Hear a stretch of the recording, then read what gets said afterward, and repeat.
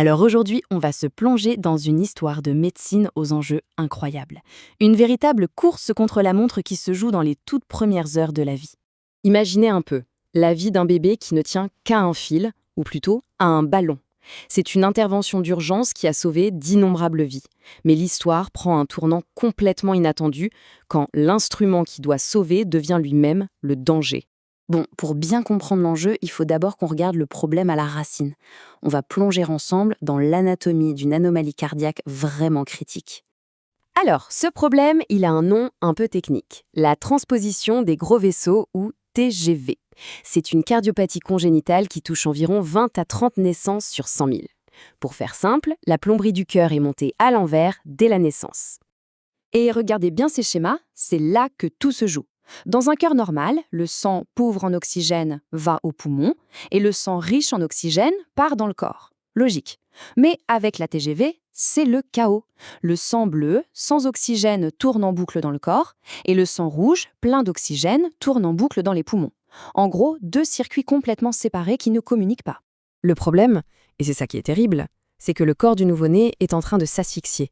Il ne reçoit quasiment pas d'oxygène. Ça, c'est ce qu'on appelle une hypoxie sévère. Elle provoque une accumulation d'acide dans le sang, et sans une intervention médicale mais vraiment immédiate, l'issue est fatale.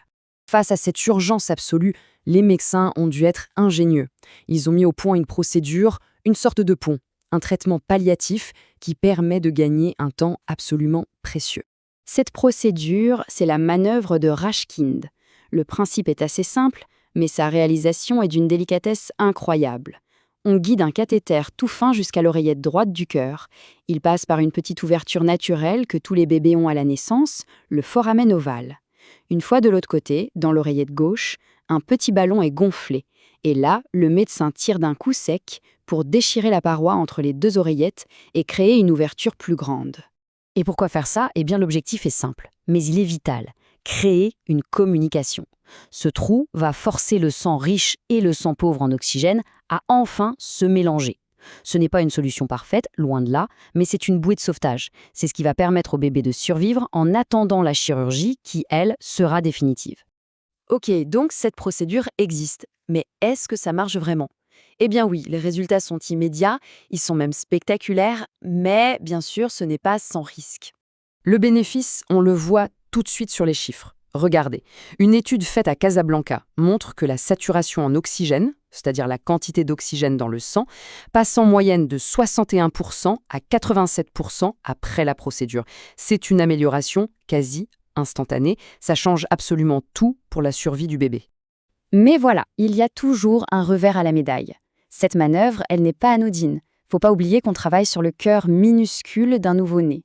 Donc oui, il y a des risques, des saignements, des caillots, et dans des cas très rares, on peut même perforer une veine ou le cœur.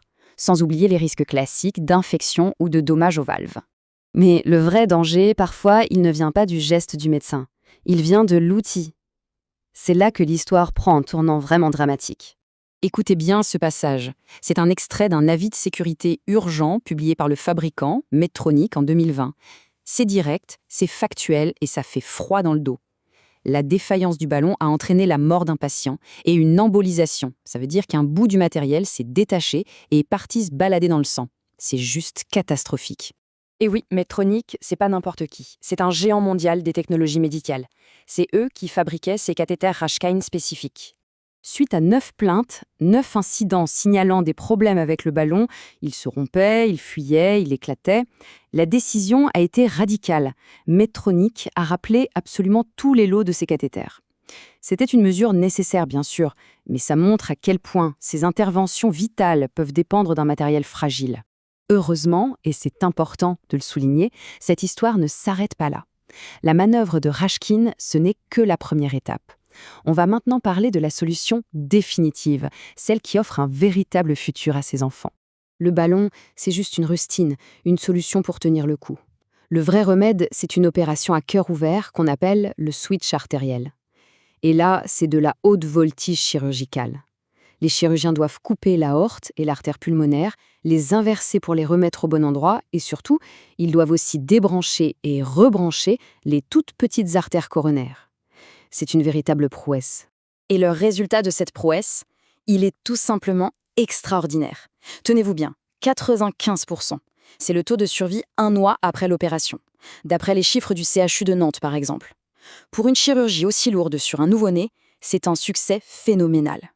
Et ce qui peut être encore plus incroyable, c'est le pronostic à long terme.